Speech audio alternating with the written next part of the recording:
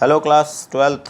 So this is the chapter number 2 of business studies, principles of management, right? So यहाँ पर जो principal से start होते हैं, या अभी पहले अगर हम प्रिंसिपल को जानने की कोशिश करें कि क्या प्रिंसिपल होता है बेसिकली, तो अगर आप मैनेजमेंट प्रिंसिपल्स को कहेंगे तो you can say management principles are the statements of fundamental truth which act as guidelines for taking managerial actions and decisions, right?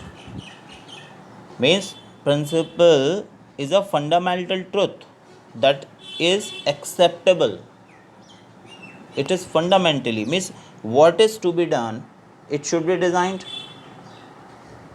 एक जर्नल एक्सेप्टेंसी होनी चाहिए, एक जर्नल वैलिडेशन होना चाहिए किसी एक बात पे।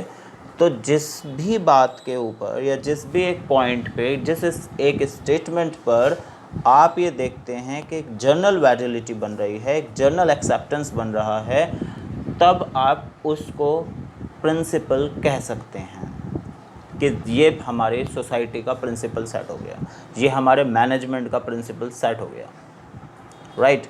जैसे कि आपने अभी मैनेजमेंट में नेचर एंड सिग्निफिकेंसेस में पढ़ा, या हम कोऑर्डिनेशन में भी कहते हैं कि this is essence of management, है ना। और मैनेजमेंट के बारे में भी ये कह सकते हैं कि if management is deducted from anything तो इट विल बी ज़ीरो।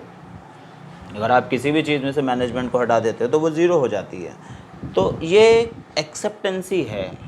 अब इस बात को आप जो हैं वो कि 90% ठीक है या 10% गलत है, या कितने परसेंटेज में इसका यस और नो लिया जा सकता है, नहीं, जो ठीक है वो ठीक ही हो जाता है, ठीक है। तो उसको ही आप प्रिंसिपल कह सकते हैं। यहाँ पर जो चैप्टर स्टार्ट होता है, जब आपको प्रिंसिपल्स पढ़ाए जा रहे हैं, तो उसमें मिस्टर हेनरी फ्योल एक मैकेनिकल इंजीनियर हैं, वैसे तो एक इंजीनियर हैं, मैकेनिकल डजंट मैटर।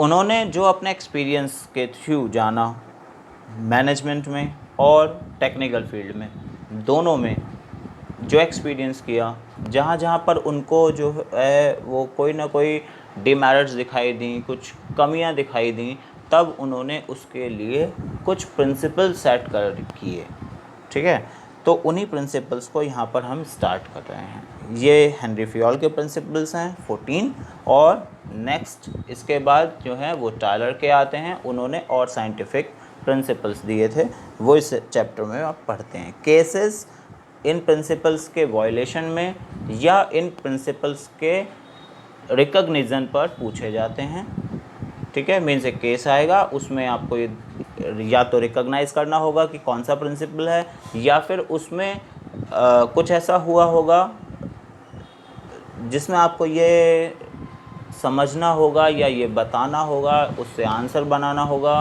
कि किस प्रिंसिपल को वायलेट किया गया, किस प्रिंसिपल का वायलेशन हुआ है, और फिर उसके बाद आप अपना आंसर देते हैं, राइट।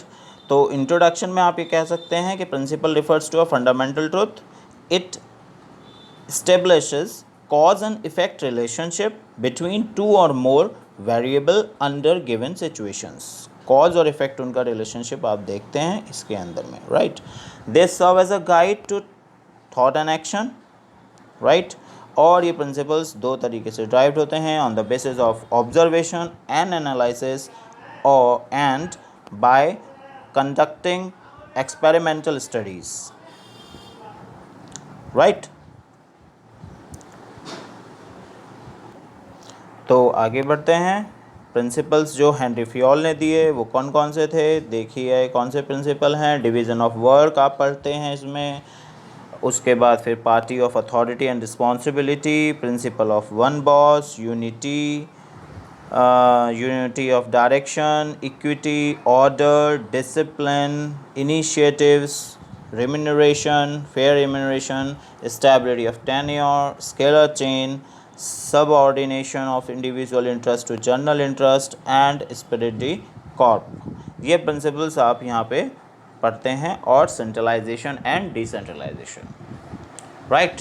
तो नेक्स्ट टाइम पे हम स्टार्ट करेंगे नंबर 1 प्रिंसिपल से, that is division of work. Thank you.